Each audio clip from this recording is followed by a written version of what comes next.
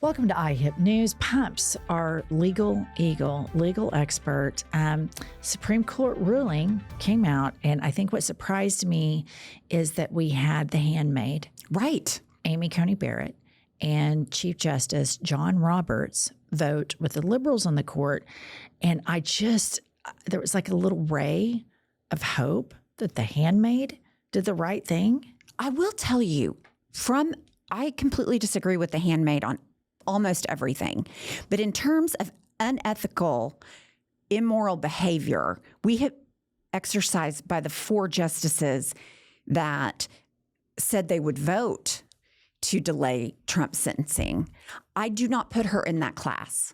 That doesn't mean that she hasn't written opinions that I disagree with, but I'm just saying, like, if you look at the 4 people, the 4 justices that were going to vote to delay Trump's sentencing, we have Clarence Thomas, who by all accounts is a grifter of the highest order. The worst. Immoral. The worst. Unethical. Hangs out with a Nazi. Bought and paid for. Yep. Then you've got Gorsuch.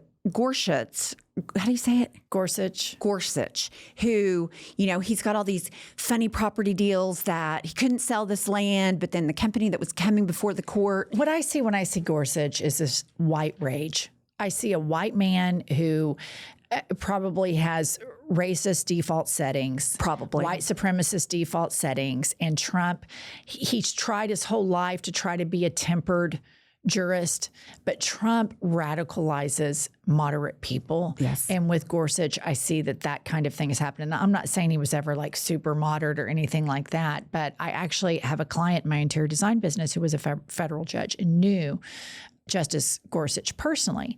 And when he was appointed, this client of mine said, oh, he's conservative, but he's not a nut. He's not a MAGA nut. And since then, he's told me, it's like all these guys I knew that were moderates are now radicalized. For the record, listener, my client, interior design client that was a former federal judge, was a liberal. Right. So, anyway. And then you have the beer drinker, Kavanaugh, who is I was thinking about this just today. This is a man that got up there and snot slinging crying about being accused of sexual misconduct by one person. And then we find out that that the FBI fielded 6,000 phone calls about his sexual misconduct. Are you fucking kidding me? His wife has made a shitload of money since he's been on the court in endeavors with companies that have cases before the court. So he is a deplorable human being by all accounts. And then we come to Alito, who it's reported that Trump picked up the phone and called him about this decision. It is so gross. We know about the insurrection flags that he was flying. Oh, and on Thomas, we forgot his wife was in on planning the insurrection. So these are the 4 most compromised, unethical members of the court that are right in Trump's pocket, and it is gross. And I am so pleased. I, unlike you, do not have a ray of hope, but I am at least pleased that he was sentenced today here in New York City. He acted like the biggest dick. It's like he had an opportunity to speak, and all he did was take his Truth Social rants and vomit them at the mouth. Acted like the titty baby that he is. Alvin Bragg didn't want to bring this case. Shut the fuck up. Alvin Bragg obviously did want to bring this case because he did bring this case. All the legal experts and scholars say this case is completely unethical and unconstitutional. Well, that's not true, because I know a million that think it was. I mean, it's just, he's so gross. His behavior is so gross. He did not receive a sentence of incarceration. He just, he has unsupervised, he's just a convicted felon. And then he goes on, after trying to block it nonstop, goes on and takes a victory lap on Truth Social. And it just gags me. The whole thing gags me. I'm glad he's a convicted felon. He can't get rid of that. But it is just the lack of accountability that the Supreme Court has allowed for him. It's fucking gross. Well, think about it like this. Clarence Thomas, sexual misconduct allegation. Oh, Brett Kavanaugh, sexual misconduct allegation.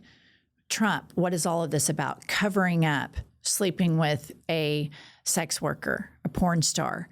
And so those two, 100%, you know that that's the good old boys club.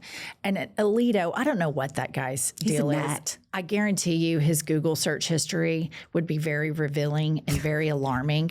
And I don't know how deep or how kinky it is, but I can guarantee you right now it's some really sick, twisted shit because his wife's really angry too. Right. Waving all those flags and all of that stuff. But with Trump and the grievances, here's the thing that is so hard to grasp about this man. He won the election.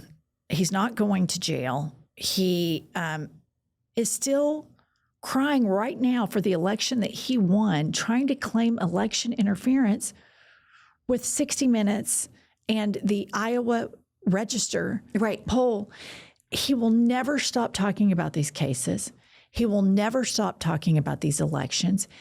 He has to be aggrieved by something. Yes. He has to feel like he is fighting against proving that he's okay. And this is the thing about Donald Trump. Every single person on this planet could say, we love you. You're the richest. You're the smartest. You're the tannest. You have the best body. You have the most amazing golf swing. You're nailing the makeup blending. I mean, like you are a 12 out of 10. Every single person on this planet could tell him that. And he would still be broken. Right.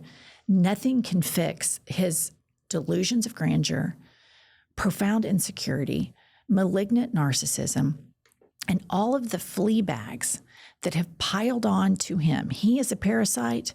And then you have like other parasites that have now just all swarmed. They're all down there at that Roach Motel, Mar-a-Lago, and it's just parasite city. You got parasites in the Supreme Court. You got parasites in Congress that cosplay as like religious fanatics, or the religious fanatics that cosplay as Trump supporters. I don't know which, or they're both. But it's really bizarre times. And I always kind of have to stop when I'm saying all of this stuff, because being raised in America as an American, I knew that like, yeah, maybe you'd hear these whispers growing up, like that doesn't seem right. But in general, your country tried to push forward and be decent and good. And now knowing that when Trump takes office, that the default setting is going to be, hey, how can we all get paid for this? And we don't give a fuck about integrity or national security or any of these things. It's really terrifying.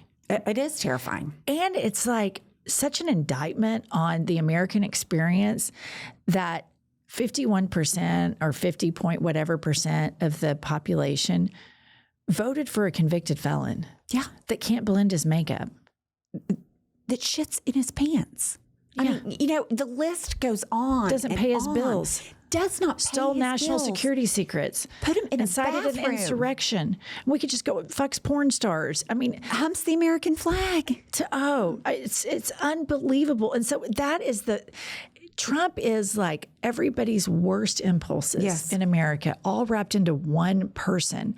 And I think that when we all walk away from this, and not that we're going to walk away because we're still going to be here, but when we all look at this, it's going to be, that's when you knew that we saw warning signs in W and in Reagan that the American system might not hold. But the fact that they voted for him, and when they start showing in history classes the tapes of him talking about Hannibal Lecter and windmills and all of this stuff while he's campaigning, the 40-minute where he was like a dancing party where he by was himself. dancing by himself. When they watch that, they're going to think, wow. And they went and freely and fairly voted for that. Right. They liked that. They thought, that's my guy. I can't believe it. I can't believe it either. All right. We'll see you guys later.